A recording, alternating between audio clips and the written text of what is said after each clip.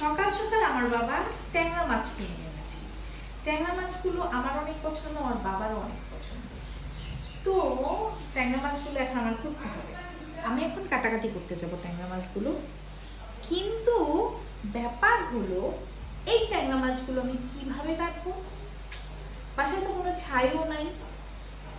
আর এই ট্যাংরা মাছগুলো এত বেশি পিছলা, এগুলো আমি ধরলেই এই কাটা আমি কাটতে পারবো না। এখন আমি কি করি একটু ভাবি, কি করে যাই। আইডিয়া গেছি, কয়েলের ছাই। আমাদের বাসায় অনেক সময় ছাই থাকে না। তো গাইস, আপনারা যদি ছাইয়ের কোনো প্রবলেমে পড়েন তাহলে এই নিনজা টেকনিকটা কিন্তু ব্যবহার করতে পারেন। আমি এখন এই মাছগুলো কাটবো এই ছাই ব্যবহার করে।